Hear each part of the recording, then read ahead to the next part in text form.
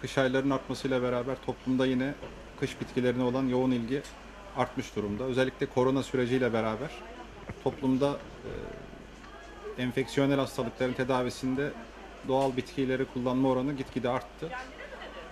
Bu noktada bizim müşterilere birkaç böyle tiyo bilgiler paylaşmak isteriz.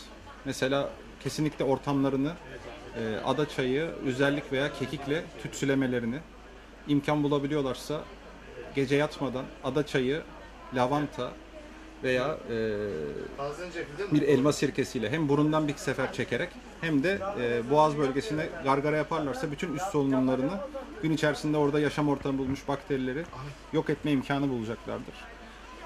Kış çaylarının da olmazsa olmazlarını sayarsak bir kere bu işin başını her zaman için ıhlamur ve ada çayı çeker.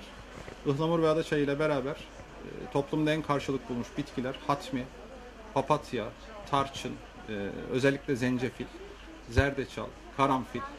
Bu bitkilerin damak zevkine göre kişiler kendileri böyle cüzi oranlarda toplum arasında tutam dediğimiz birer tutam çok yüksek kaynama görmeden özellikle kaynamış suyun içerisinde belli bir süre demlendirerek kendi kış çaylarını kendileri yapabilirler. Veya güvenlikleri herhangi bir aktardan da aktarların hazırlamış olduğu kış çaylarından günde 1 bardakla 3 bardak arası içmeleri onları kış hastalıklarına karşı koruyucu tedbir olarak faaliyet gösterebilir. Bir de son zamanlarda son birkaç senedir çam kozalağı bazlı ürünler, çam kozalak macunu, çam kozalak şurubu veya çam kozalağı pekmezi, bir de keçi boynuzu pekmezi ve andız pekmezini yine hayatlarından eksik etmemelerini tavsiye ediyoruz. Bal grubunda da özellikle çam balı veya kestane balı kullanmaları yine kış hastalıklarına karşı, enfeksiyonel hastalıklara karşı bir koruma tedbiri oluşturacaktır. Kesinlikle iyi geliyor ve insanlar doktorlara, hekimlere başvurduktan sonra doğal bu bitkilerin de zaten ilaçların bazını oluşturduğu tarihsel bilgisiyle beraber ki bizim Anadolu kültüründe zaten kadim bir medeniyet. Bu bilgiler hiçbir aktara danışmasa bile her evde bilinen bilgilerdir. İnsanlar bu tip takviyelerle yaşam konforlarını iyi bir seviyeye çıkartıyorlar. Zaten biz hemen işlerimizde kış ürünlerinin yoğunluğundan hemen toplumda salgın olup olmadığının fotoğrafını hemen çekebiliyoruz.